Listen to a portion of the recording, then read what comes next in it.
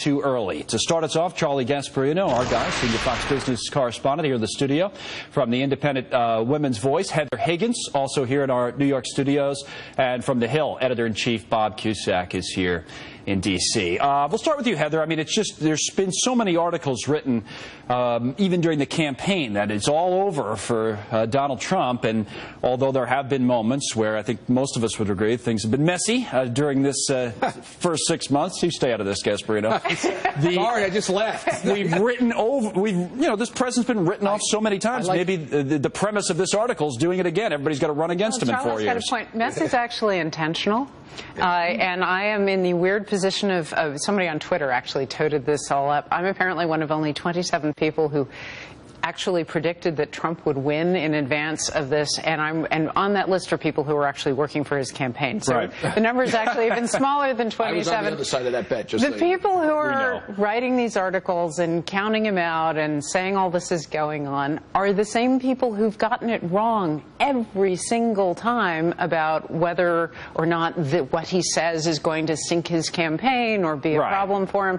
This is a tempest in a teapot. They can't say that the economy is doing badly. They can't say that he's not fulfilling his campaign promises, because he's actually done a lot of them, not legislatively, because that's right. Well, they can say some things. They can say no big things of getting done in terms of health care, and all that is legitimate to some degree. And but it's only 6 months, and he had to let Congress work through its dysfunctionality. No, point taken. There's the idea of people running against him, including his sitting vice president. No, he's going to be there for 8 years. I took a lot of heat on social media, or some heat, not a lot. You always do. Yeah, I know. This was kind of, I guess, mild comparatively, for basically saying the markets are up because investors say net, no matter which way you put it. And I made this case to Neil, too. I know. But he disagreed with me. Net, Trumpism is better than Hillary Clintonism. He creates a better business environment. Either way, even if he does nothing, he's going to be better than the taxes, the regulations, and all the other bad stuff that would occur under Hillary Clinton. Now, that said, let's be real clear here. When you say these people, the people that the reporter in the New York Times who did that story, I don't remember him being a prognosticator. He's a reporter. Right. If you look at what he said in the story, he's pointing out but he's getting specific examples on why it looks like Pence is covering his rear end and thinking possibly of a run. And he laid it all out. It was a pretty compelling read. I wonder if he's starting a fundraising committee. I'm going to ask Bob real quick about it, just so he gets in on the conversation, then we'll come back, Heather, to you, because I think that's kind of interesting in some ways, right? And Bob, you're the D.C. guy in the middle of all this, and you know how things work down there. Say that's true. I mean, I know the vice president's pushed back so hard on this, but is that so odd that someone behind the scenes, even a vice president, would be preparing for the possibility that the sitting president maybe chooses not to run for re-election? What if that happens and he's not ready? I mean, to get ready for something like that, is that so odd?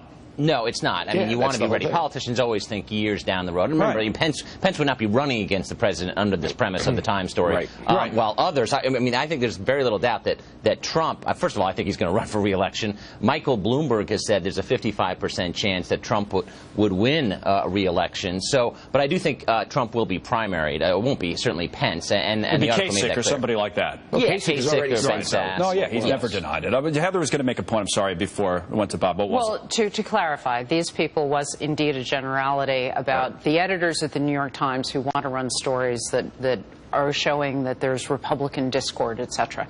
And they're doing that in part because they don't have stories about markets doing poorly or something to run instead. Right. But the larger point is everybody down in that swamp is a political animal outside of Trump, right? And they are thinking about their long-term careers, and Pence, as his obligation is thinking, what happens if something happens and Trump doesn't run? Right, but he needs to be prepared. The others are...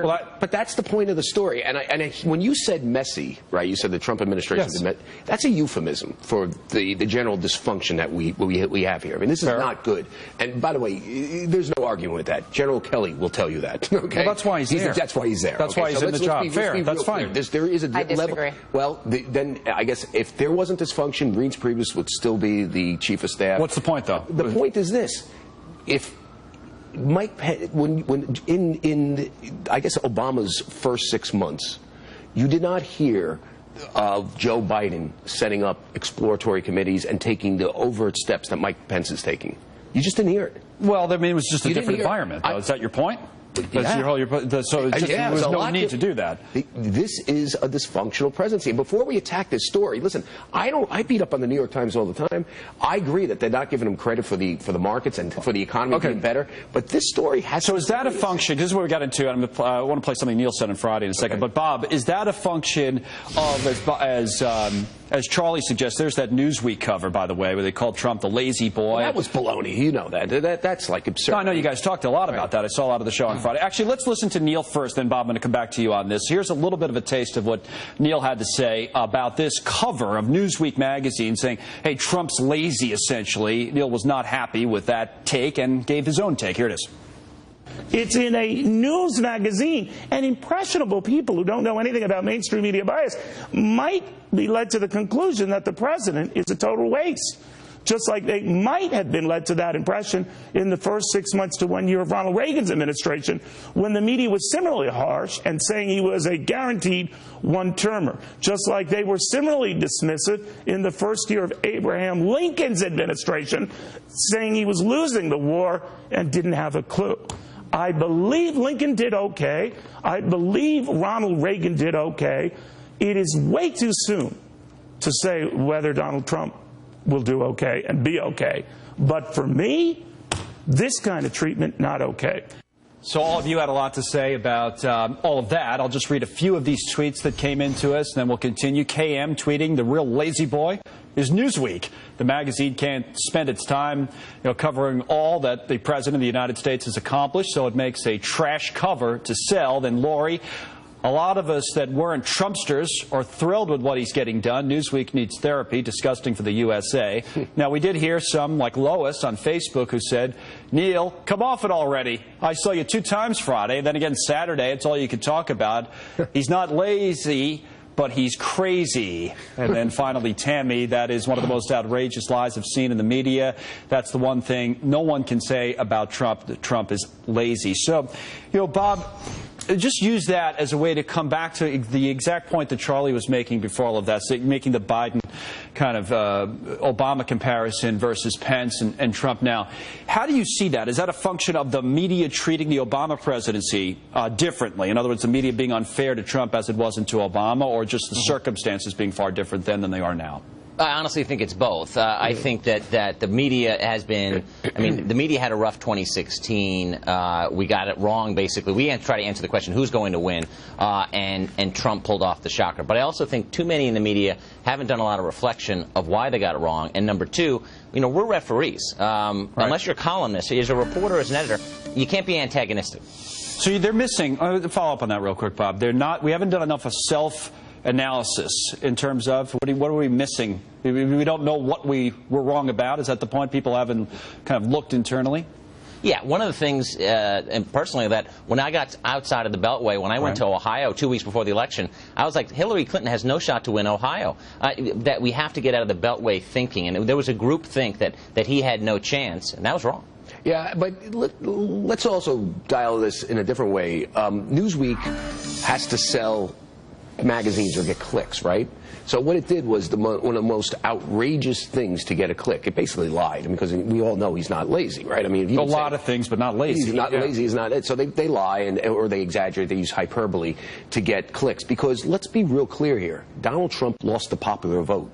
There's a business reason why left-wing TV and left-wing media is doing this. And one of the reasons why they're doing this is because 50% of the population, or a little over 47% of the population voted against him.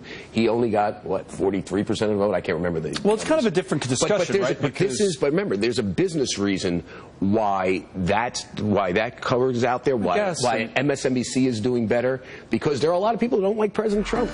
No, I guess. Your point, that's why the ratings are up in the far left media and things like that. Go ahead, Heather. What do you think? No, obviously there's a business reason. And actually, if one is a Republican, one should hope that the meme continues, that Trump is ineffective and all the antagonism to him, because that, if you're a Republican, it's going to mean that the hard left continues to primary their own people, and it gives the Republicans a better shot in 2018. It is, however, I think, missing what is going on through executive orders, yes, through I agree. regulatory changes. Particularly regulation. There right. are a lot of changes and keeping campaign promises. Remember, Trump's is going to run on, I kept my campaign promises. Yes. That's what you can predict about 2020. How about the wall? What would you want to say about... We'll see. Now, whatever he does, he'll say that he kept his campaign promise. Well, but Biden was something else. He said something else to the Mexican president. One of the things that is not analogous is that Biden was never the sort of person who was going to set up a fundraising committee and run for president. He was somebody who wanted to be anointed, pulled into it. He certainly was not the sort of person who was going to go out and seek it, and there was no assumption that he was the logical predecessor. Where Pence is very clearly, once we get past 8 years, or if Trump decides for some health reason or whatever that he doesn't want to do it again, Pence will be the logical next nominee. Well, you know who else needs a logical next nominee? The Democrats, which we've spent 10 minutes talking about this. We've never said, who's the up-and-coming Democrat that's going to run against whoever the Republican nominee, which is a problem for the Democratic Party. That's the unfairness of the media coverage, I think. And it's not that Trump is... it's not unfair to do this story about Pence thinking of running in 4 years. I mean, there's enough evidence there that you can clearly, make those connections. Clearly, Kasich is running, and some of the others are probably running too. That's not unfair. What's unfair is what they leave out. They left out the fact that the markets and most sophisticated businessmen think that this guy is better, hands down. So that brings up a kind of a final good point. And the Democratic part. This is a party in dysfunction. It's so far left. It's almost the guys that. Look who's running the Democratic Party. This guy Perez. He's a quasi-socialist. Running the DNC, but we don't know who's going to run for president. He's a quasi-socialist. Tom Perez is. Tom Perez is pretty left-wing, is running the Democratic Party. Bob, finish this off for us, because that's a two-parter right there, right? So who do the Democrats have? We haven't even talked about that. We've been talking about the current president, sitting president, being primaried. So who do the Democrats have? And do you think that there's a serious primary challenge at hand as a possibility? I know it's a long way out for this president, because even though his base support has gone down, it's still fairly strong, right? Yeah. And I think Trump will be primaried if he runs again. That'll be the first time since Buchanan took on Bush and weakened him, honestly. On the Democratic side, I think it's going to be extremely nasty. I think that you've got a good shot. Sanders runs again. Warren runs. Biden runs. Kamala Harris. Booker, the Democrats have to worry about getting younger, though. I think they might need a fresh face because the party, whether it's in Congress or these people who are considering running, it's old, and that usually doesn't work. But getting back to the real issue, they also have the challenge that their base is going to be one place, which is hard left, anti-Trump, and the swing that they're going to need is going to be going, wait, a lot of this is working, right? So, and they're going to have a big challenge on the left. I think they're going to wind up getting their tail handed to them in 18, and that's going to the Democrats are? The Democrats are, and then that's going to lead to a shift in their strategy for 2020. Here's what we're going to get, because the New York Times, the real question is, does the New York Times play to that base as a business decision? And we get such skewed coverage over the next 2 years. I mean, that is really where the business story is. They see an opportunity in left-wing media, and the New York Times is sort of starting to parrot that. Listen, there's a lot of great reporters there. No, I understand your point. I mean, in a way that's very overt. Listen, I know Republicans have hated them from time immemorial. But I know the point you're making. I know the point you're making. Before it gets better. We got to run, guys. Thank you. Good to see you, Heather. Thank you, Charlie. Of course.